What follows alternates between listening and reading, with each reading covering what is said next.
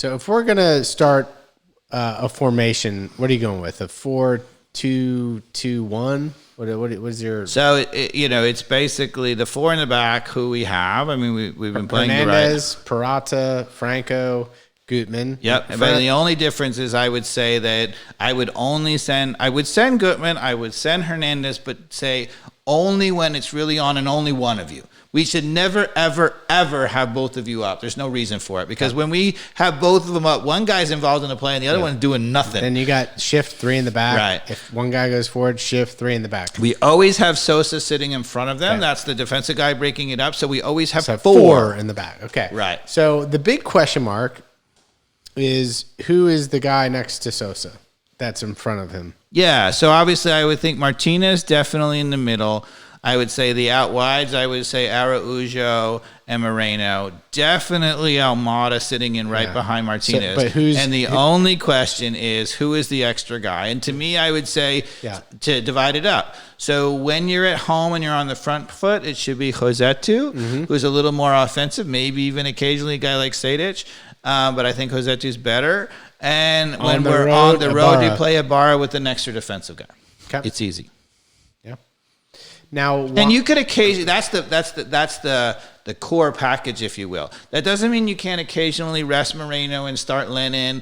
A weaker game. You don't want to play Moreno all the time. Whatever. You can vary it up. You can you can sit Martinez and have occasional spot start from Dwyer. I have no problem with that. You can even give Araujo if he's on a run, Mascara a start. And I think Mascara off the bench is a guy who scares you in the 70th, 80th minute. But granted, these are things that are easy to say late in the season with, Mascara late. But But the closer they've gotten to what we have said all along, the better we have looked. So why can we see it and they can't? I don't know because, well, first off, the goalkeeping thing was just a total sham. The fact that he can't see that Amar Sedek, as much as he might practice and be a hard-nosed player, does not have quality to be starting on any MLS team, more or less ours. When you have, Josetu, which, by the way, was our captain for a while, so I don't know what distrust that he got, that he's like, you don't even get to start in He was injured for a little bit, but he's back now, and he still won't get on the field. Amar Sedek's better than you. You're going to get the and then, Dom Dwyer is all of a sudden better than Joseph Martinez. Come on, man.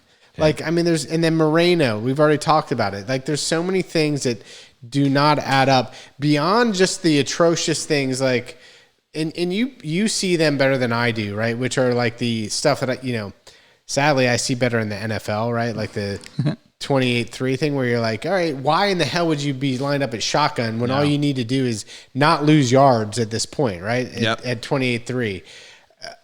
You're seeing stuff like that when it's shambolic that, you're up 3-2. Anybody that knows soccer knows you should not be overly aggressive. You should be parking the bus. Statistics are what they are.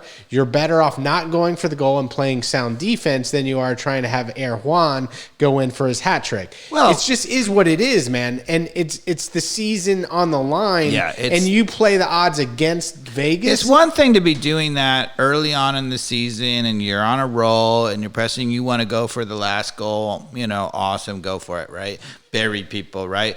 But when you've struggled and struggled and struggled and you finally have a 3-2 win and you have to keep that to go have any chance to get in the playoffs, it is absolutely idiotic, which is worse than shambolic, right? To do that. I mean, it's just nuts. It's absolutely nuts.